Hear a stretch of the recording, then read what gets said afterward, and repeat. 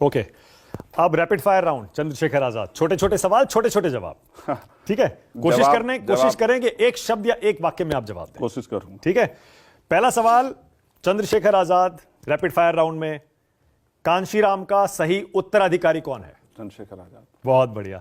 दलितों का सबसे बड़ा नेता इस देश में कौन है?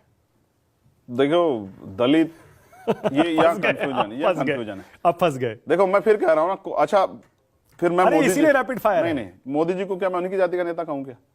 या अमित शाह जी को उन्हीं की जाति का नेता कहूं क्या? अब कब इसको, इस चरित्र को कब बदलने वाले बताओ। मानक भाई, मैं समझ गया। ओके, सवाल के जवाब में आपने मुझसे सवाल पूछ लिया। हाँ। ठीक है, डन। दलितों की सबसे हितैषी पार्टी कौन सी है? फिर दलितों की पार्टी, दलितों का ही नेता। नहीं, मैं दलितों का पूछूंगा क्योंकि आप ही खुद कहते हैं दलितों की आवाज कोई नहीं उठाता, मैं उठाऊंगा। दलितों की सबसे हितैषी पार्टी कौन सी है? आजाद समाज पार्टी, सामाजिक संगठन भीम आर्मी। दलितों की सबसे विरोधी पार्टी कौन सी है? भारतीय जनता पार्टी। बहुत बढ़िया। यूपी का बेस्ट सीएम अब तक का किसे मानते हैं? माननीय बहन जी को। मायावती। यस। योगी जी को 10 में से कितने नंबर देंगे सीएम के तौर पर? गोली लगने के बाद, पहले बाद में दोनों बता दीजिए। माइनस में। माइनस। अखिलेश जी को कितने नंबर देंगे सीएम के तौर पर 10 में से? काफी अच्छा काम किया है। नंबर का कोई मतलब नहीं, बड़े नेता काम किया है। मायावती को कितने नंबर? वो भी अच्छे चीफ मिनिस्टर हैं। मायावती अच्छे, मैंने कहा ना, मैं नंबरों से वो नहीं करता हूं। राजनाथ सिंह जी कैसे सीएम थे जब यूपी के सीएम थे? अच्छे थे ना, काफी अच्छे थे। देश का सबसे बहादुर और जुझारू नेता किसे मानते हैं? खुद चंद्रशेखर। बहुत बढ़िया, मुझे पता था आप अपना ही नाम लेंगे। देश से पहले मान्यवर काशीराम साहब। बहुत बढ़िया। उससे पहले डॉक्टर बाबा साहब अम्बेडकर। उससे पहले ज्योतिबा फूले। नहीं, अगर आप उनको मैं उनको नेता के तौर पे नहीं देखता। अच्छा, ठीक है। जिन्होंने अपने लिए कुछ नहीं अर्जित किया, ओके, वो तो महान है। सबसे उदार नेता देश का कौन है? उदारवादी, बड़े दिल वाला। मुझसे बड़ा कौन होगा? मैं सबकी मदद करने जाता हूँ। बहुत बढ़िया। कोई बच्चा ही नहीं जिसकी मदद करने जाए। उत्तर प्रदेश वालों की, बिहार वालों की, मध्य प्रदेश, राजस्थान वालों की। मुझसे बड़ा हृदय किसी का होगा? देश का बेस्ट पीएम आप किसे मानते हैं अब तक का? अभी बना नहीं है। बना ही नहीं है। मोदी को कौन हरा सकता है? ये समय बताएगा, व्यक्ति के तौर पे या सरकार के तौर पे। आप जैसे आप जवाब देना चाहें। अगर अच्छा लाइन बन जाएगा तो हार जाएंगे। ओके। इंडिया की भागीदारी हो। इंडिया गठबंधन का पीएम फेस होना चाहिए? यस, होना चाहिए। कौन? अब ये तो उनको तय करना है। मैं उसमें होता तो शायद आपको बताता। और पीएम फेस अगर होगा तो उसके नाम पे निर्णायक लड़ाई, और अच्छे नेता है वहां, जैसे नीतीश कुमार हैं, जैसे शरद पवार हैं, जैसे अरविंद केजरीवाल है, ममता बनर्जी, राहुल गांधी, और खुद अखिलेश यादव है। राहुल गांधी सॉलिड है ना। मैं कह रहा हूँ, सब लोग के लिए कह रहा हूँ, सब अच्छे हैं। बस अवसर मिलने की बात है ना, कि वो बनने के बाद क्या करता है, सवाल ये है। ओके, बहुत बढ़िया। योगी को यूपी में कौन हरा सकता है? मैं 1 मिनट आपको रोकूं। हाँ, बोलिए ना। रैपिड फायर के बीच में। हाँ। ईमानदारी तब चेक होती है जब आपको अवसर मिले और आप बेईमानी ना करें। हाँ। तब ईमानदार। अगर आपको अवसर ना मिले तो तब तक तो आप ईमानदार हैं ना। ये बात भी ठीक तो है। प्राइम मिनिस्टर का तब पता लगेगा, जैसे नीतीश कुमार नहीं बने, हाँ। अरविंद केजरीवाल नहीं बने, स्टालिन नहीं बनी है, हाँ। मान्य बहन जी नहीं बनी है, अखिलेश यादव नहीं बने हैं, तेजस्वी यादव नहीं बने हैं, शरद पवार। जब इनमें से कोई बनेगा और वो फिर उसके काम का आकलन होगा, तब तय हो सकता है। ठीक है, ओके। योगी को यूपी में कौन हरा सकता है? हम लोग हरा देंगे ना 2027 में, आप देख लेना। हम लोग मतलब कौन? कोई एक या गठबंधन? गठबंधन भी हरा देगा, और हम कोशिश कर रहे हैं कि वो बड़ी पॉपुलेशन को तैयार करें। अखिलेश जी हरा सकते हैं क्या? अकेले नहीं। अकेले नहीं। बहुत बढ़िया। आपका पसंदीदा नेता कौन है देश में? मान्यवर कांशीराम। इस देश का सबसे अच्छा भाषण देने वाला नेता कौन सा है, जिसका भाषण आपको पसंद आता हो? सभी अच्छा बोलते हैं। कोई एक दो नाम भी ले सकते हैं, अपना भी ले सकते हैं। नहीं, मैं बहुत अच्छे भाषण नहीं देता हूँ। क्या बात कर रहे हैं आप? मैं बहुत सच्ची बातें बताता हूँ। पर बहुत अच्छा बोलते हैं आप। धन्यवाद। सबसे लोकप्रिय नेता किसे मानते हैं आप देश का? मुझसे ज्यादा लोकप्रिय होगा एमपी एमएलए भी नहीं। देखो, पूरे देश में फॉलोइंग है। पर चुनाव तो हार जाते हैं। अच्छा, चुनाव हार जीतना ही लोग। बाबा साहब भी तो कोई चुनाव नहीं जीते। ओके। आप उनको लोकप्रियता उनकी कम मानते हैं क्या? दुनिया में उनको सिंबल ऑफ नॉलेज मिला, तो चुनाव तो नहीं जीते ना, आपको पता है ना। ठीक है, ओके। मैं इसको कंफर्म कर दूं, डॉक्टर अम्बेडकर चुनाव नहीं जीते, लेकिन लोकप्रिय है ना अपने काम की वजह से। बिल्कुल सही है। तो चंद्रशेखर भी, आप देखो ना, अभी शुरू हुआ हूं 3 साल में। ठीक है, अब मैं कुछ नाम लूंगा और जो पहला शब्द आपके जहन में आता है आपको वो बोलना है। ठीक है। रावण। हिस्टोरिकल बहुत कुछ है सीखने के लिए उनसे। बहुत बढ़िया। भगवान राम। कुछ चीजों को लेके बहुत कुछ उनके जीवन से भी संकल्प सीखे जा सकते। आप नास्तिक हैं वैसे, आप नहीं मानते ना? मैंने फिर कहा ना, देखिए, जैसे मैं और आप अलग अलग धर्म को मान सकते हैं, लेकिन आपकी अच्छाई को तो मैं गिन सकता हूँ ना। ओके। प्रियंका गांधी। बहुत अच्छी नेता, और मेरी बड़ी बहन भी। मैंने क्या कहते हैं, दीदी कहते हैं आप उन्हें? दीदी कहता हूँ। दीदी। राहुल गांधी। अच्छे नेता, मैं मिला हूँ, काफी देर मेरी बात हुई है, 1.5-2 घंटे, और मैं गजब का वो देखता हूँ उनके अंदर, लोगों के लिए स्पिरिट कुछ करने के लिए। मायावती। उस तरह से नहीं मिल पाया, मिलने की बहुत तमन्ना है। और उम्मीद करता हूँ कि भविष्य में उनका आशीर्वाद मुझे भी मिले। बुआ कहेंगे नहीं कहेंगे?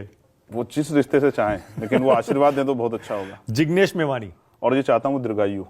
मेरे भाई है ना जिग्नेश। जिग्नेश, ओके। कैसे रिश्ते हैं, दोस्ती है? भाई है ना, भाई के बाद कुछ बचता है क्या? ओके। रामदास अठावले। अच्छे नेता है ना। एक समय था पैंथर का बहुत अच्छा काम किया, अभी भी उनके पास कोई जाता ना मदद करते हैं, मैं जानता हूँ ना इस बात को। नरेंद्र मोदी।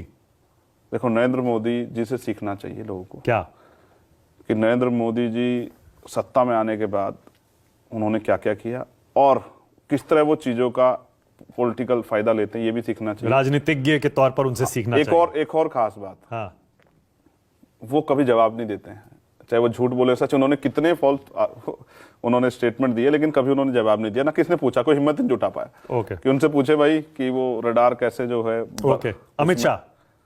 अब अच्छा है ना, पॉलिटिकल एनालिसिस उनका अच्छा है, लेकिन चाणक्य जो कहा जाता है। नहीं, नहीं मैं ये नहीं कह रहा हूँ, मैं ये कह रहा हूँ वो उन्होंने जो एक्सपेरिमेंट किए, स्पेशली जो मुझे मीडिया से पता लगा कि मध्य प्रदेश और राजस्थान में जो एक्सपेरिमेंट किए, उस संगठन के तौर पर उनका अच्छा पकड़ है। यूपी में भी देखिए ना, 325 सीट जब आई थी, अमित शाह को बहुत बड़ा उसका क्रेडिट दिया जाता है। साधन है, अवसर है, पार्टी है इतनी बड़ी, सब कुछ। जिस दिन हम इस हालात में होंगे उस दिन आप फिर चाणक्य की वो करना, आप चाणक्य है या चंद्रगुप्त है। बहुत बढ़िया। योगी आदित्यनाथ। योगी आदित्यनाथ, पहला शब्द क्या जहन में आता है योगी जी जब? डिक्टेटर टाइप उनका वो है। दूसरी बात, जाति के उससे बाहर नहीं निकल पाए, और मैं चाहता हूं, देखिए संत हैं वो। हाँ। और एक परंपरा को, इस बात में मैं कुछ ऐड करना चाहता हूं अगर आप कहें। हाँ। जो डेरा सच्चा सौदा है ना, मैं उसको स्टडी कर रहा था। उनके जो सूफी वो रहे, वो उनका बहुत अच्छी पकड़ थी लोगों में भाईचारा पैदा करने के लिए। दो चीजें उसमें, और एक चीज और ऐड करूंगा मानिक भाई, बहुत इंपॉर्टेंट है, लोग सुनेंगे तो अच्छा लगेगा, लेकिन जब राम रहीम आए ना तो उन्होंने कॉन्सेप्ट बदल दिया। तो जैसे जहां इस नागपंथ में योगी आदित्यनाथ हैं, उनसे जो बड़े वाले गुरु थे वो एक अलग वो थे, और जब ये आए इन्होंने उसको बदल दिया। ऐसे ही जो सिक्खी है, जो हमारे पहले 9 गुरु हैं, वो एक अलग वो थे, लेकिन मार्शल टी आई गुरु गोविंद सिंह जी के उससे, जब उन्होंने कहा कि भाई मुझे पंच प्यारे चाहिए। तो ये एक अलग अलग वो है। आज जो वो कर रहे हैं, योगी जी कर रहे हैं, उसका खामियाजा, क्योंकि कई घटनाओं में जैसे उन्होंने जो वादे किए, संत को अपने कमिटमेंट को नहीं छोड़ना चाहिए। उन्होंने कहा कि भाई हाथरस के परिवार को मैं नौकरी और एक सरकारी घर दूंगा, आज तक नहीं दिया, तो ये कमिटमेंट उनको डाउन करता है। दूसरा, अभी इंदु शेखर के परिवार की हत्या हुई, इंदु शेखर की मेरठ में एक मिस्त्री की, जिसने अपने 2.5 लाख रुपए मांगे और एक ताकतवर व्यक्ति ने उसको मारकर लटका दिया। वो कभी दलितों को उस तरह से, कमजोरों को उस तरह ट्रीट नहीं करते हैं जिस तरह से वो अपने साथ के लोग करते हैं, और हमेशा वो आरोपियों के साथ खड़े से दिखाई देते हैं। ये उनकी छवि के लिए अच्छा नहीं। ओके। जयंत चौधरी। भाई अच्छे नेता है ना, भाई है ना, मैं तो, और अच्छे नेता है बहुत। मैं तो, हमारी काफी बात हुई, बहुत दिलचस्पी है उन्हें कांग्रेस किसानों को लेके। ओके। अखिलेश यादव। अब भाई है ना, मैंने कहा ना भाई, और बड़े अच्छे नेता हैं अखिलेश उत्तर प्रदेश के। हाँ, ओके। ओवैसी। अच्छे नेता भाई, अपने लोगों के लिए जितना वो खुल के बोलते हैं शायद ही कोई बोलते हैं। कन्हैया कुमार। मिला नहीं हूँ, एक बार शायद मंच पे मिला हूँ, और वो था जब मैं जेल से आया था, उसके बाद मिला नहीं। अब तो देखिए कहां से कहां पहुंच गए, कांग्रेस की CWC में शामिल हो गए।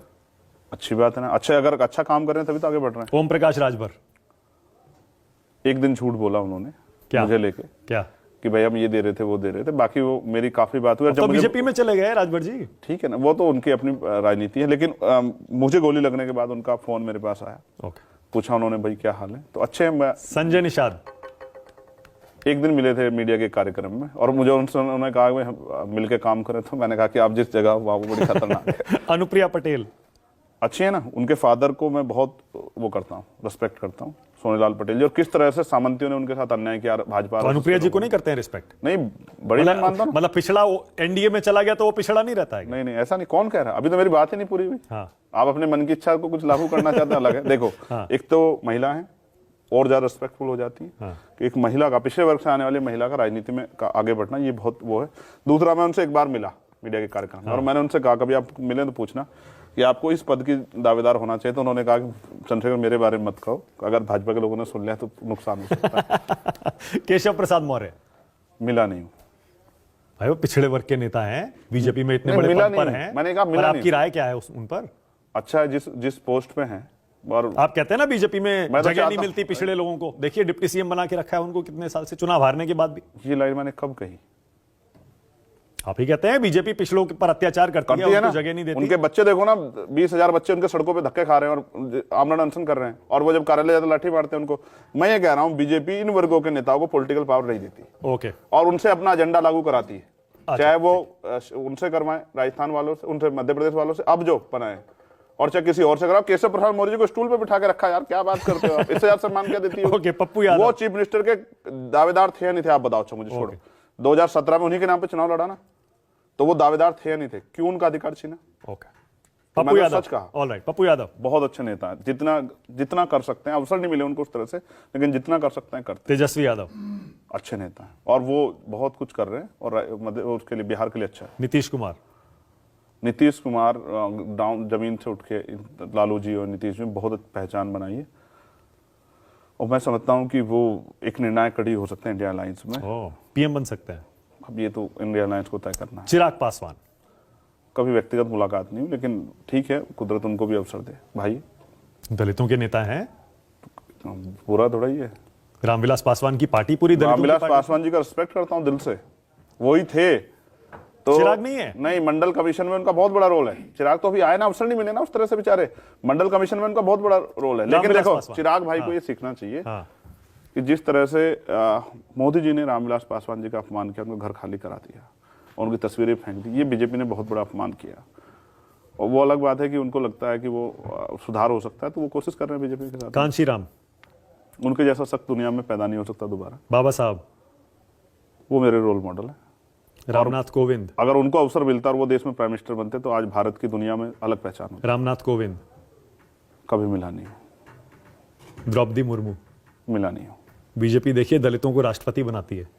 बीजेपी हाँ, एक स्टेटमेंट के बाद शायद जो है, फिर उसके बाद कुछ कह नहीं पाते अपने वर्गों के लिए। एक आप बताओ ना, कुछ एक दलितों के लिए किसी काम पे स्टैंड लिया उन्होंने? आप बताओ ना। किसने? रामनाथ कोविंद जी ने, या आदिवासियों के लिए मणिपुर का इतना बड़ा इश्यू हुआ, बोली क्या कभी?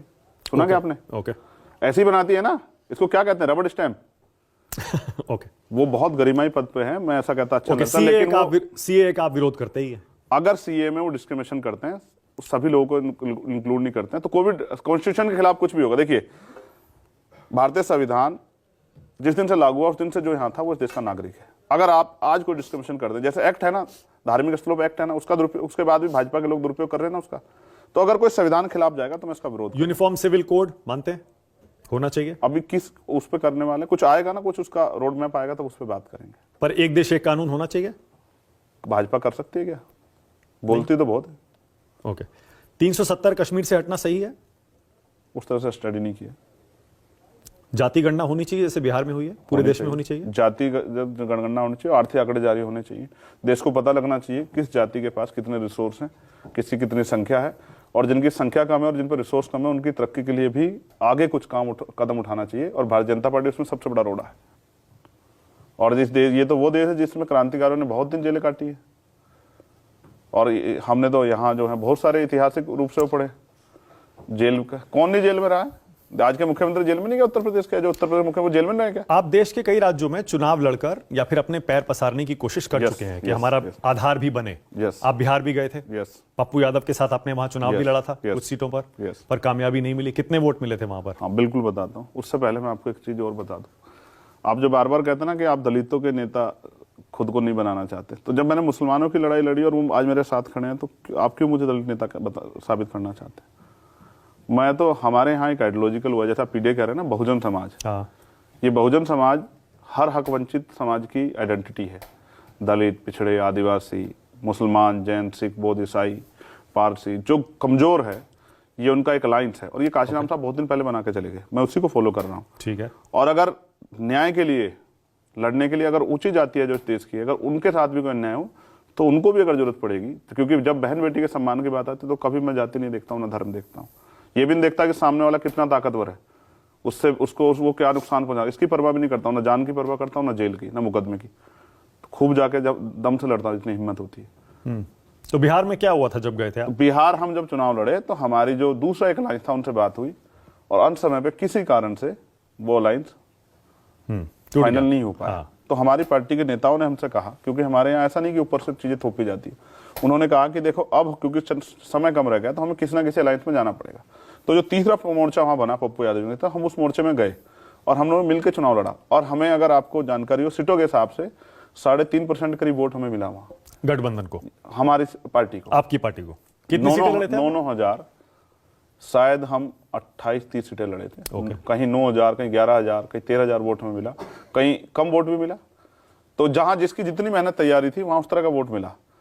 और क्योंकि सब जगह नहीं जा पा सकते चुनाव में, जैसे अब साधनों की बात है, अब मोदी जी पे बहुत सारे साधन है, आज यहाँ हैं, थोड़ी देर में दूसरी जगह चले जाएंगे, सारी तैयारी भी उनकी है, सरकार भी उनकी। अब ऐसा थोड़ा ही है कि चंद्रशेखर को कहेंगे भाई चंद्रशेखर आपकी छोटी पार्टी, नई पार्टी है, तो आप एक काम करो, आप 1 महीना और फालतू प्रचार कर लो, आपका रिजल्ट बाद में घोषित कर देंगे, ऐसा थोड़ा ही होगा।